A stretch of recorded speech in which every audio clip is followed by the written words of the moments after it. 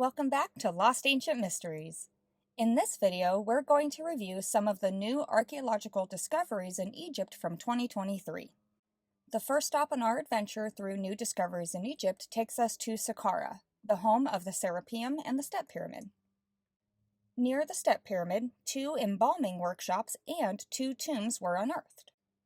One of the embalming workshops was for humans, and the other was for animals. Both of them were rectangular in shape.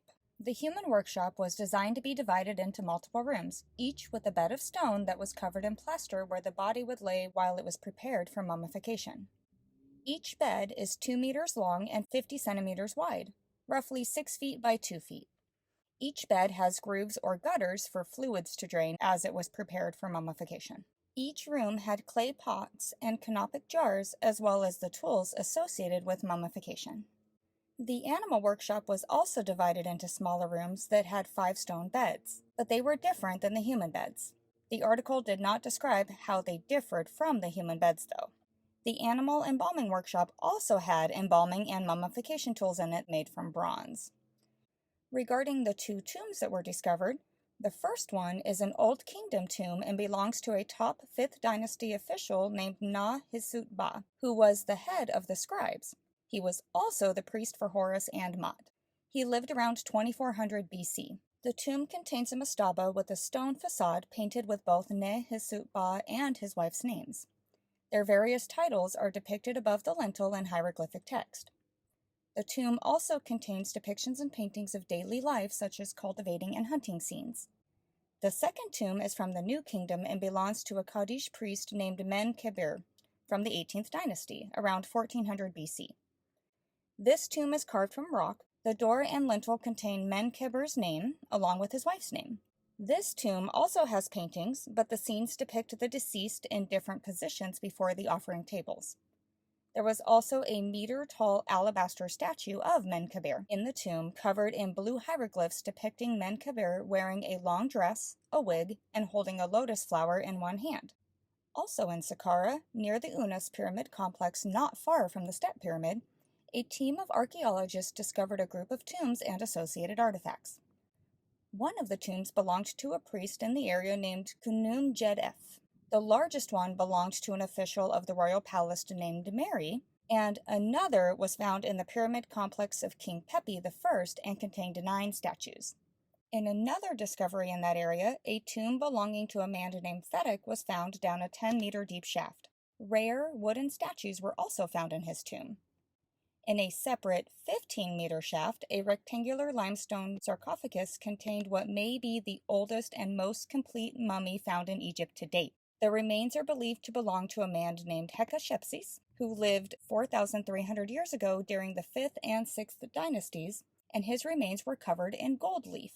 Along with Hatshepsut's mummy and sarcophagus, other artifacts were also uncovered like statues of deities, tools for daily life, stone vessels, and amulets. Near Saqqara, in Abu Sir, a German-Egyptian archaeology team led by Egyptologist Dr. Mohammed Ismail Khalid discovered 8 badly damaged stone chambers called magazines while restoring the chambers beneath the pyramid of Sahura. The pharaoh Sahura was the 2nd pharaoh of the 5th dynasty.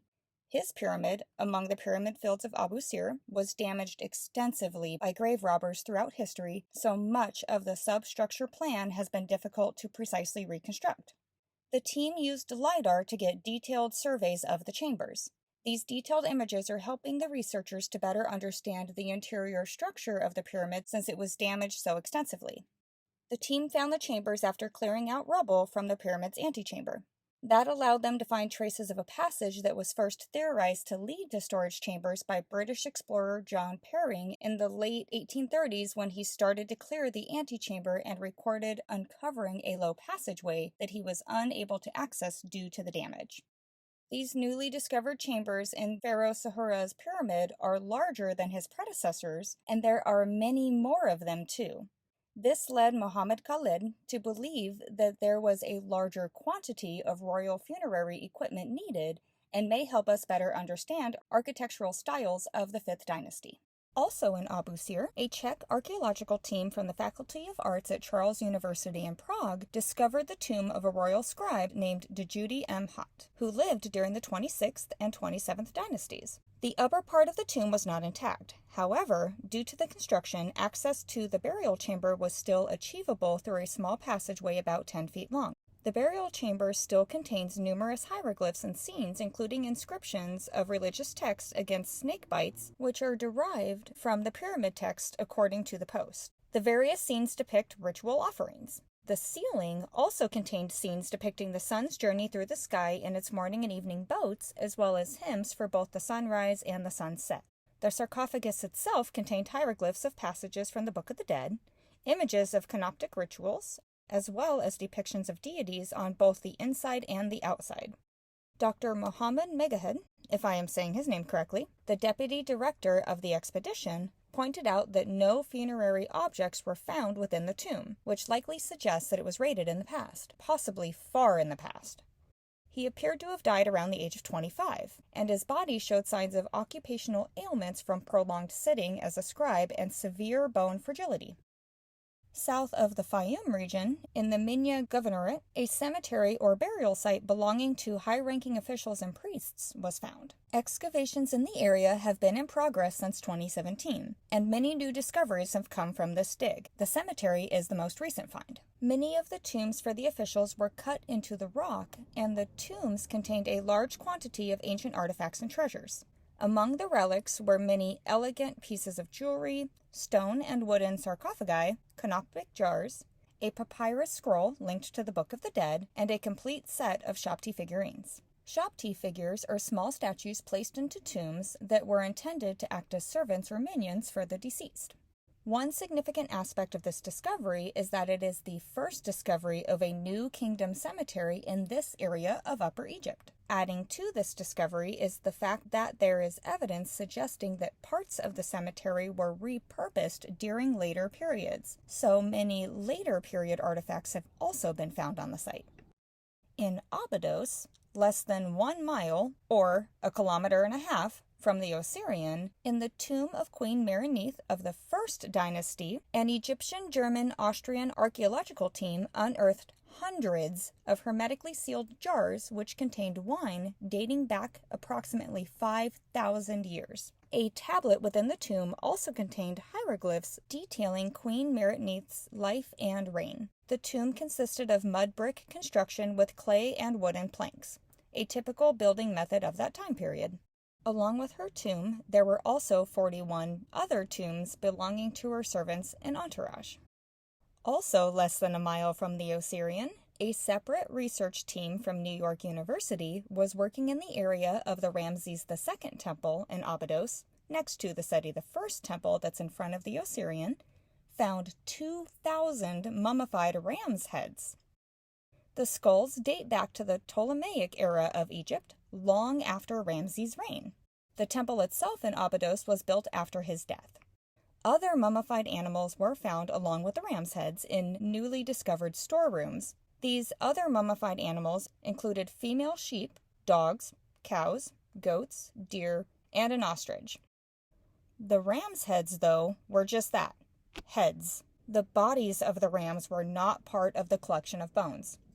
Many of the heads were not wrapped and are now just fleshless bones, but some did contain cloth wrapping. The leader of the mission, Dr. Sameh Iskander, stated he believes the mummified ram's heads may have been used as a votive offering because rams were prominently worshipped in Egypt during this time. Researchers are not yet sure why the ram's heads were left there, but the offering idea does make sense. Whether it was an offering to Ramses himself or to a god like Khnum, the ram-headed god. The ram's heads were found in a previously unknown storage building which dates back to the 6th dynasty and has a different architectural design than the temple itself, showing work was done on this site over hundreds, if not thousands, of years, just like at the Osirian, only 300 meters away. The walls of the storeroom building are unusually thick, 5 meters, or over 16 feet thick. The building also contained other artifacts like statues, clothing, leather shoes, and papyri. And last on our stop, but definitely not least, is possibly the most talked about discovery in Egypt in 2023. It is the latest report from the ScanPyramid project on the Giza Plateau. The project was started in 2015, and the team has been using non-invasive technologies such as infrared and ultrasound to look through the stone to avoid damaging the pyramid in search of more chambers or voids. Since the scans began, they've discovered 2 new voids in the pyramid, one behind the chevrons that many believe to be the original entrance to the pyramid, and another, larger void located above the Grand Gallery. After detecting these 2 voids, the team used infrared thermography and muon detectors over several years to clarify images of the void behind the chevrons, and were able to confirm in a report published through Nature in January 2023 that the rough void behind the chevrons is indeed a corridor and not just a low-density portion of rock. The corridor is 9 meters in length and 2 meters in width, roughly 30 feet by 6 feet. When I first heard of this discovery, I was disappointed because I thought they were referencing the tunnel slightly below the chevrons that leads down to the subterranean chamber, but the report is an update to their scans from 2016. This was not a report about a new void being discovered, as so many online articles seem to say. Due to the careful placement of their additional equipment to verify if it was indeed a corridor or just a low-density section of the surrounding stone, the ScanPyramids team was able to determine that the chamber also appears to have substructures that seem to overlap in an east-west direction. The large void that they found above the Grand Gallery is being called the Big Void, as shown in this image. Since the Big Void is deeper in the pyramid, it is harder to measure, but they've done scans from the outside of the pyramid to get a general idea of its size and location. Hopefully, they'll be able to get more detailed imagery of that void in the near future.